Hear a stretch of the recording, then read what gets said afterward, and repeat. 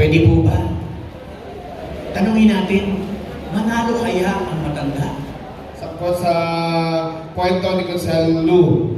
Mamaya, pakinggan nyo si Yorme.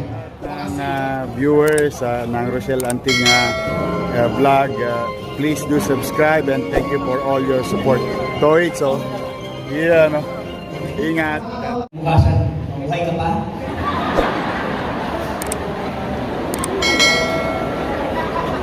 Yun yung nasa isip. Pumasok sa isip ko yun.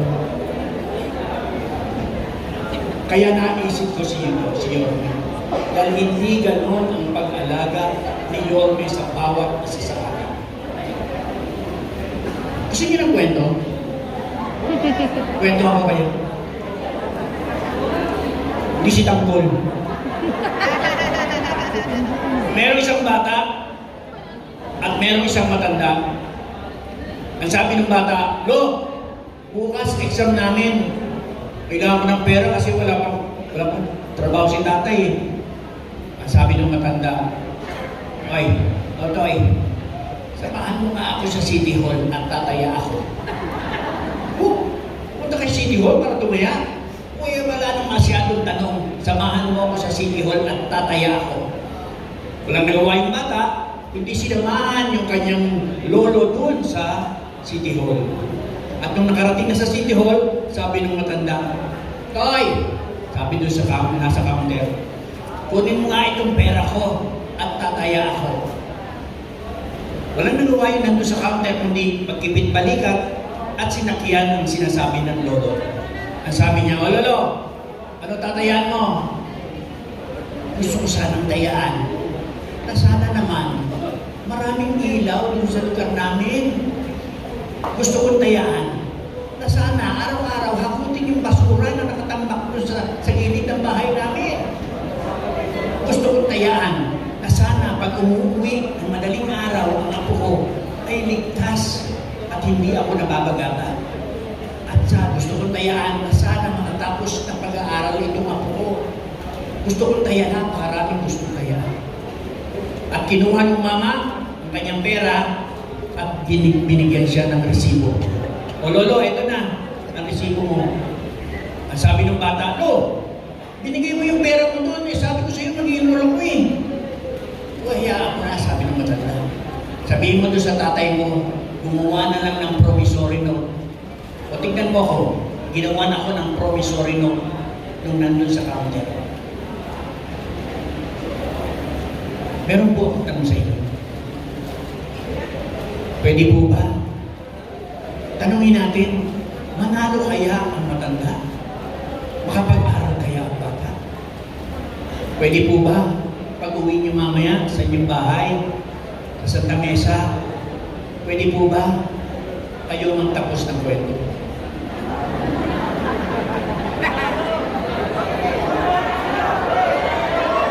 Kayo ang magtapos ng kwento. Nakapag-aral kaya ang bata? Nanalo kaya ang matanda? Bahala kayo dyan. Kayo ang kumuha ng kwento. So sana po itong kanawagan ng mahal nating Yorme ay digin natin. Dahil hindi po siya magtsatsaga na araw-araw ay manghikayat sa atin na nais niyang maglingkod ng sa ating pamilya. So sana po ay patuloy natin mahalin ang ngayon ang ating Maynila. Walang iba kundi si Yorme at ang kanyang kasama na si Chi Atienza at ang ating magiging congressman na si Joey. Maraming po salamat sa inyong lahat. Maraming salamat. Bago ko patawagin yung susunod na magpap. Ano po assignment natin kay Consel Lu? Assignment nyo, tapusin ang kwento. Bibigyan ko kayo ng tip. Ha? Sa kwento ni Consel Lu. Mamaya, pakinggan nyo si Yorme. Baka si Yorme ang tinayaan ng matanda at si Yorme ang magtatapos ng kwento ni Consel Lu Penoso. Okay po ba sa inyo? Ayan na. Mamaya po, yan ang pakinggan nyo para may tip kayo sa inyong assignment. Okay. Ngayon naman po, nais ko na po ipakilala sa inyo ang napili ni Yorme na magiging katuwang pagdating sa Kongreso dito sa Distrito 6. Kasalukuyang konsihan at may paninindigang konsihan ng Distrito 6. Taon lang naglilingkod at nagseserbisyo para sa distrito. Serbisyo, hindi negosyo, mula sa inyo, para sa inyo, ang magiging kinatawan natin sa Kongreso sa tamang panahon. Maiba naman Distrito 6, Congressman Joey Uy! Sa tao tayo sa ikalawin, sa bisyo na Isang magandang hapon po sa aking mga mami at daddy. Good afternoon. Thank you. Mukhang inaantok na uyama tayo. Good afternoon. Ayan. Unang-una po, pahintulutan niyo pong dahil nung nakaraang 2004, naalala nyo, hindi pa kilala si Joey Uy. Diba, sabi ko po, isama niyo po ako sa dasal. Mahalin niyo, yakapin niyo, tulungan niyo. At sa awa pong bag ng Panginoon pinalag po ang Joey Uy sa tulong niyo. Hindi lang po isang beses, bagkos 3 beses pa po. Maraming salamat po sa inyong pagtutulong.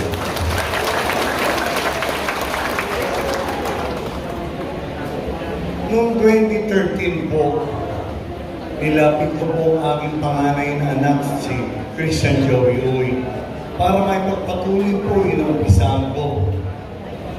Hindi niyo po ko, kumbaga, pinagbigyan niyo po ang hiling ko sa inyo. Tinulungan niyo rin po ang aking anak. Hindi lang po isang beses, agkos 3 beses pa po. Kaya muli, maraming salamat po sa pagtitiwala niyo sa aking anak. Si Joey Uy po, nakilala niyo po ako na hindi masyadong masalita. Dahil ako, parati ko pong sinasabi, yung anak niyo na si Joey Uy, ako po'y handang tumulong sa inyo sa abot ng po ng aking makakaya. Dahil minsan po, hindi po ako nangako. Dahil ganun din po ako pinalaki ng aking mga magulang. Sabi niya, anak, huwag na huwag kang magbubuhat ng sarili mong bangko. Hayaan mong ibang tao magbuhat ng bangko para sa iyo. Diba yung po ang tama? Kaya yan po'y sinunod ko.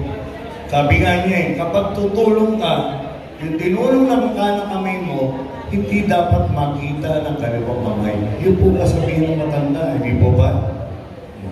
Kaya nakita ko naman, kahit pa paano, hindi ako perfecto, pero naging maayos naman po yung aking pagtulong kahit sa maliit na paraan. Yung binanggit po ni Christian, di po ba? Naramdaman niyo po ba yun? Kahit pa paano? Naramdaman niyo? Ngayon po, ako kilala niyo pong tahimik lang, pero nag-observe ako. Mga nakaraang 6 na taon, parang wala akong nakita. Dahil, alam niyo po ba kung bakit? Dahil nung pagkatapos po ng eleksyon, noong 2022, ano ba ang ginawa ni Joey Uy? Unang po, gumawa po ako ng batas.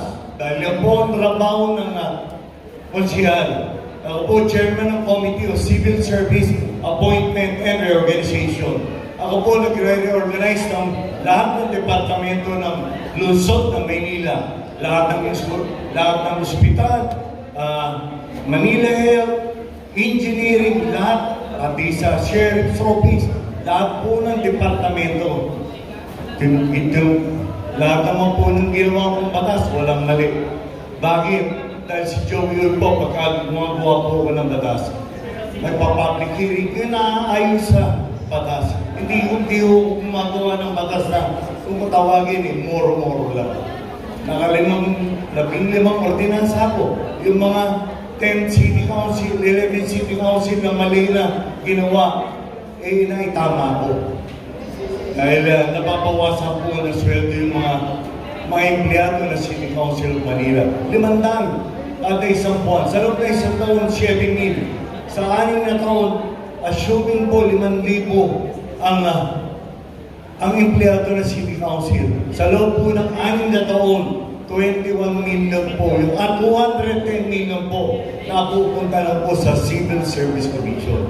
Mali po yung batas. Naitama ko yan. Ay pasa ko nung September 2022. Baka na-implement po yan ng October. Ako naman po, makita nyo, hindi masalita. Pero sabi nga nila, Joey, hindi pwede yung style mo dati na kailangan sabihin mo kung ano yung gagawin mo. Ano ba yung plano mo? Ngayon, siguro ngayon nyo lang po madidinig na kung ano yung nakita ko. Sa aking pagpapasalamat po sa mga barangay official, at yung pagbaba ko, kung sino po yung madaan ako mga mami dati, nagpapasalamat ako. Minsan po, may mami sabi niya, anak, pwede mo ba akong tulungan pambili ng maintenance? Sabi ko, ako naman ako, tumulong yun. Dapat hindi nakikita ng ibang tao eh. Kasi nakita ng ibang tao, walang punto sa taas yun. May minus po ako, hindi po ba? Minsan bumaba ako, sabi niya, alam, wala ka bang scholarship program? Sabi ko, ako ho, ang tinutulong mo, yung sweldo mo, 130 plus thousand lang ang sweldo ng konsyel sa buwan. 18,000 lang rata namin, yung allowance. 5,000 yung floating allowance. Isang base lang po yun sa taon. Lahat naman po yan. Tinutulong ko lang. Mula nung tinulungan niyo ako ng 2004, maging sabi ko kay Consul Christian Joey, sabi ko, anak, tulong mo na yan. Dahil pagkatapos ng term ko, may maliit na hanap buhay kami. Dinagdagan ko yung sweldo ko, 100,000 sweldo niya. Sabi ko, ito na lang, para yung sweldo niya, pinalitan ko. Sabi ko, mag-ipon ka. Binata pa siya noon.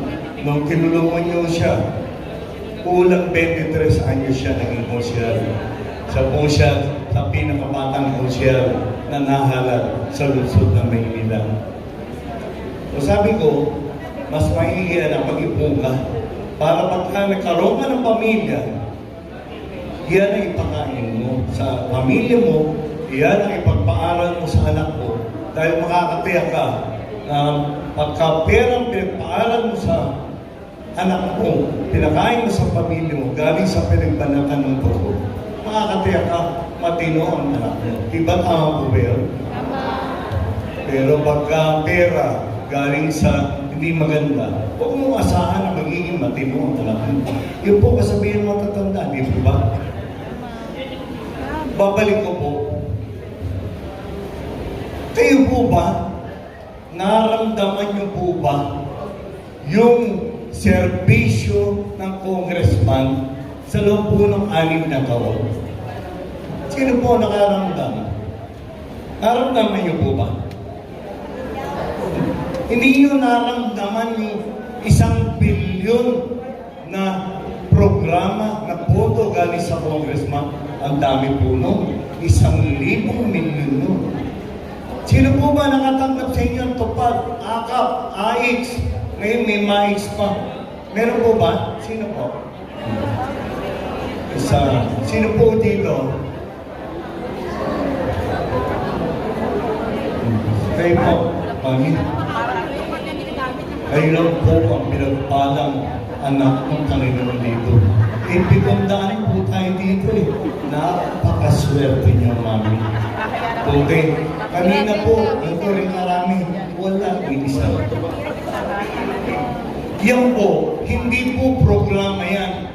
Kahit sino po sa atin dito ang maging congressman, ibibigay niya yan. Dahil yan po ang tawag dyan, dole-out project galing sa national government. Kung ako po'y pala rin, siguro, pagka yan ibinigay ni Joey Uy, Kay Joey Uy, may pantay na karapatan. Wala pong palakasan. Kung sino yung dapat makatanggap, yun ang bibigyan ng Joey Uy.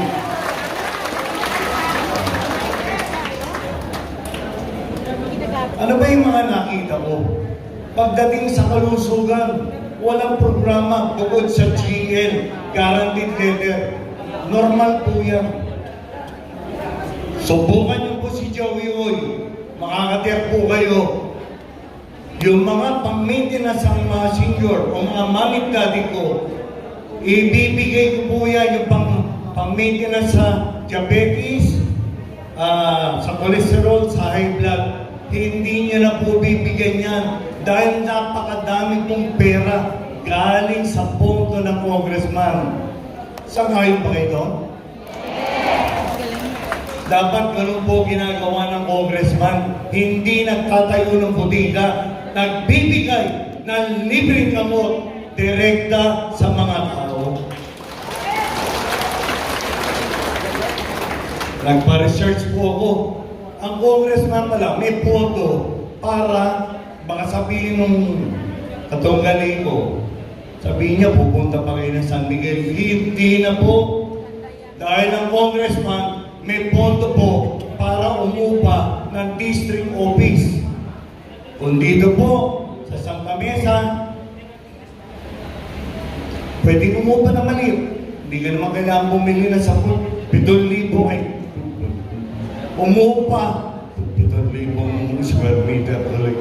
Umupa kahit maliit na opisina lang, basta siksik din ang tinutulong ng congressman. Tama po ba yun?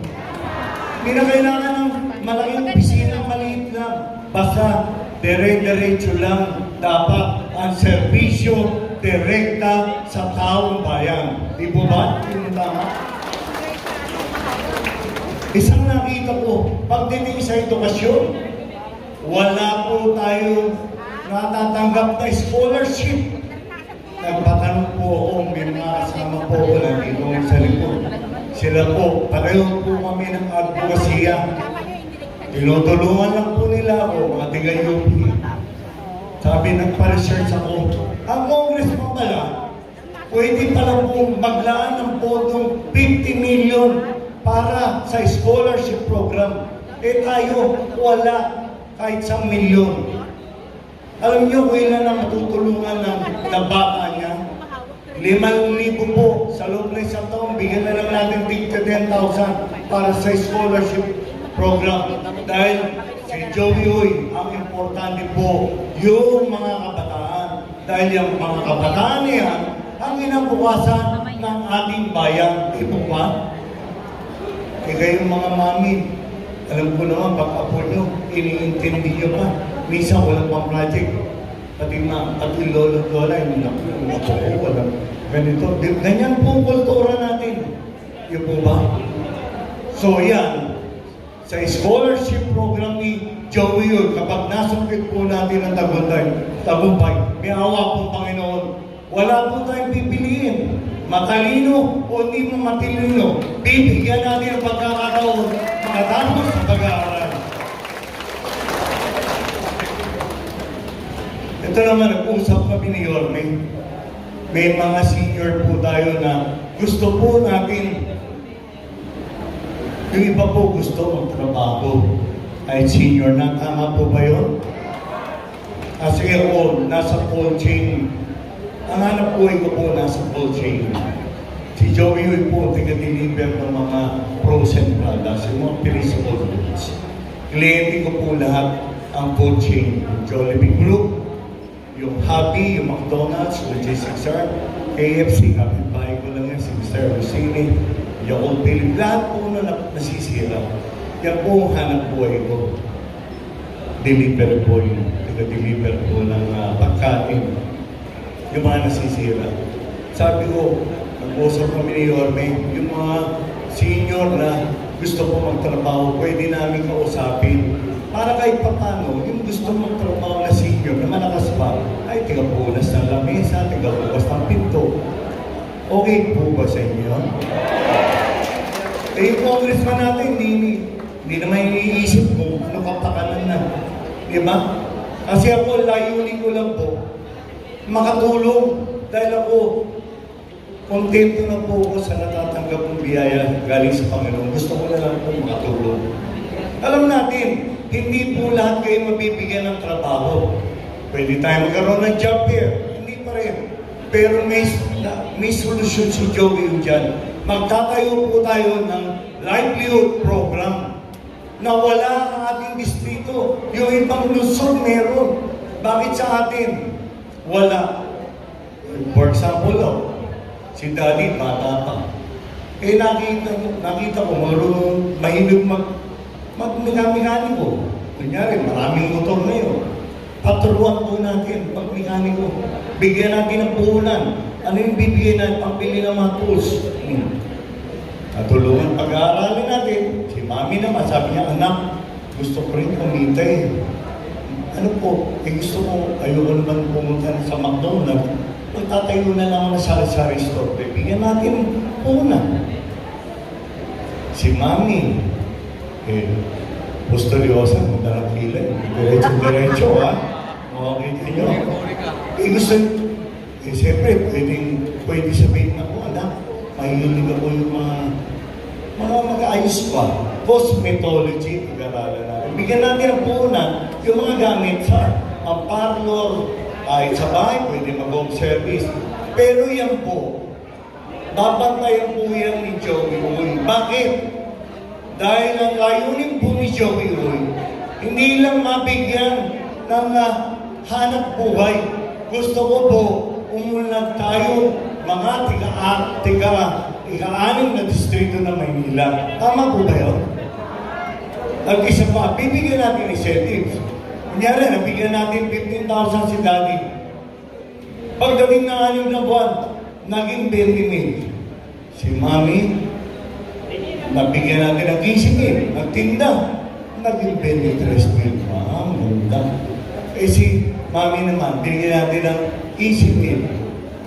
25,000 na. Sabi ko, nung in-inventory namin, naging 12,000. Kaya, Mami, ano nangyari? Naku, anak, ano mo naman kasi, nag-birthday yung apo ko, 7 taon. Siyempre na kanya, alam mo naman kasi yan ang bata, anak eh. Inano ko sa Jollibee. Makikita ngayon ni Mami, si Mami, nagtinda ng grocery. Bibigyan natin 2 sakong bigas. Bakit? Bibigyan natin yung incentive. Nay, nagtinda ka ng bigas, ang dagdag na parinda.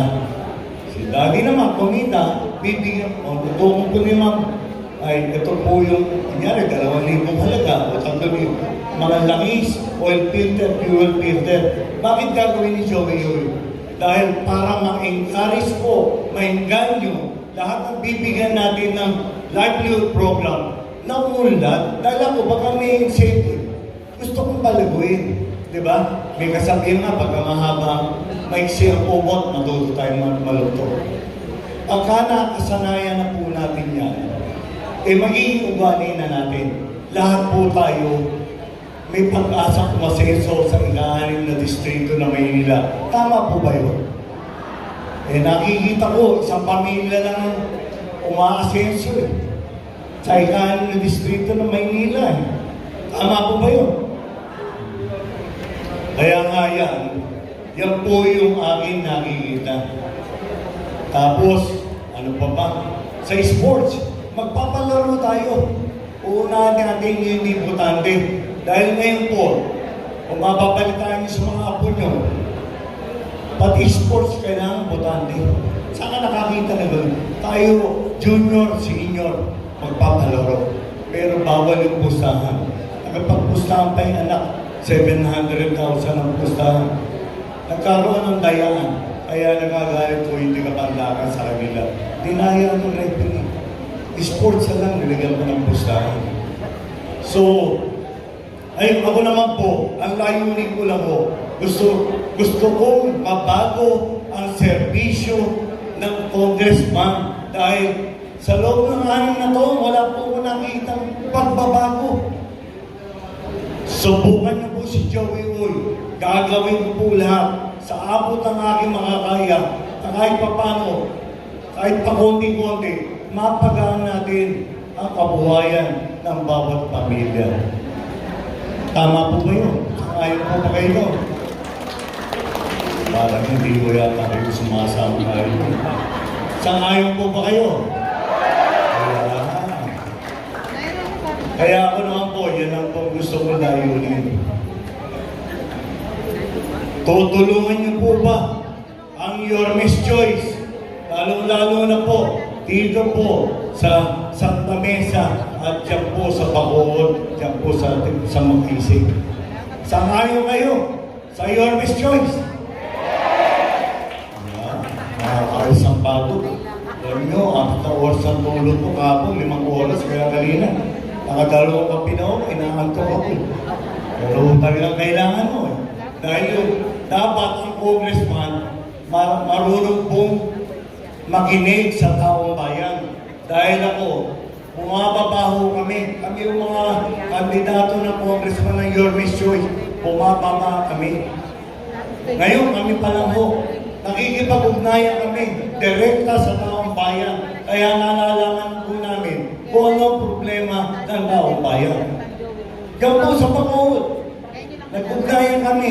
Pagkaulan, natatakot sila. Bakit? Sabi ko, tinanong ko bakit? Eh kasi nga ho, yung bilog na drainage, isa nga, pasal ako dyan eh. Yung bilog, ginawang kwadrado eh, minsan nga, eh palagi nakaputi ang Joey eh. Kasi yung puti ho, sign ng purity, kalinisan. Eh siyempre, pagka maputik na dahil, gaganon-ganon ko. Eh siyempre, matutumihan ho. Tinanong ko yung gumagawa, Sir, ano ba ginagawa niyo dyan? Sabi niya, ginagawa ko namin kwadrado, hindi naman ako kilala si Joey.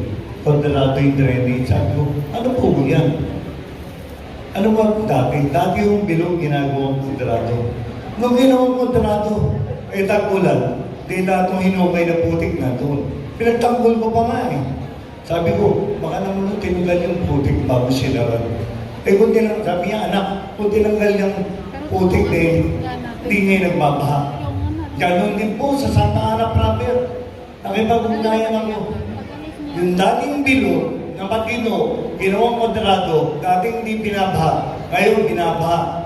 Yung ba gusto nyo ginagawa ng congressman? Gibali ito, giba doon. Ano mas gusto nyo? Bigyan ng libreng gamot ng mga senior citizen, magbigay ng scholarship, magbigay ng livelihood, o gumiba ng mga matitinong kalsada. Ano ba walang tama?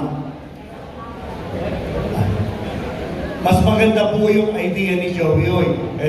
Kay Joey Oy po, kapag dapat kukumpunihin natin. Pag hindi, hindi.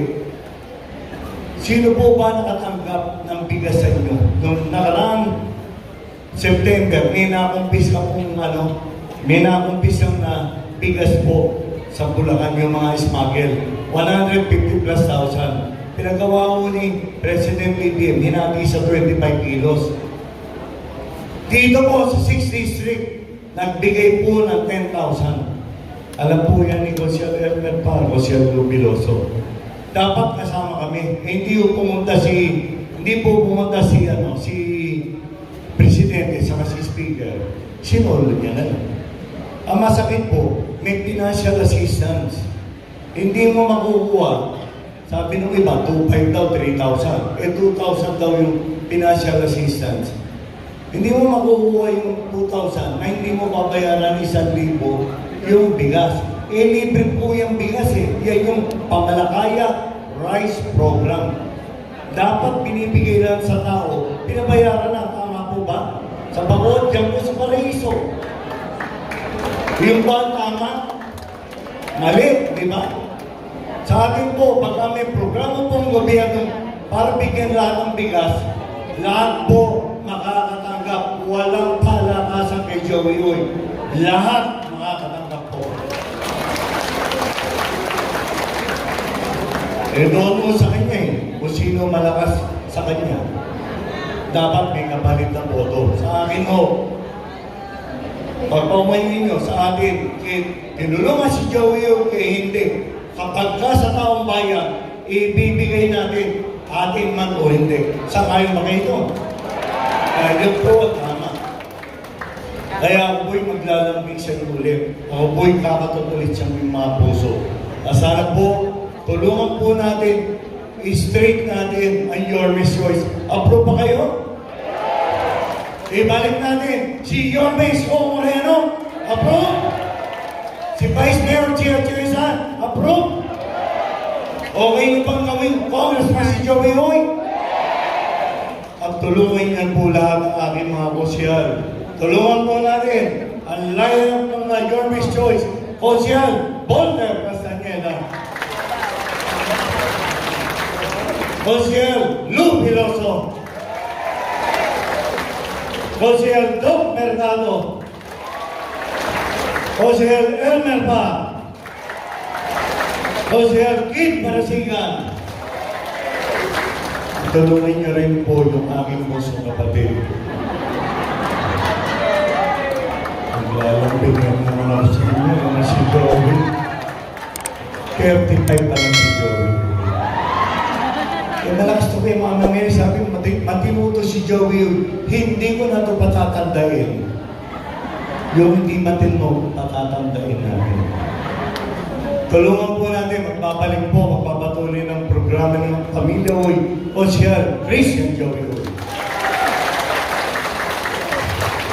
At paintulutan niyo rin po ako magpapasalamat sa pagtitiwalang binigay niyo kay Joey Hoy o sa Pamilya Hoy.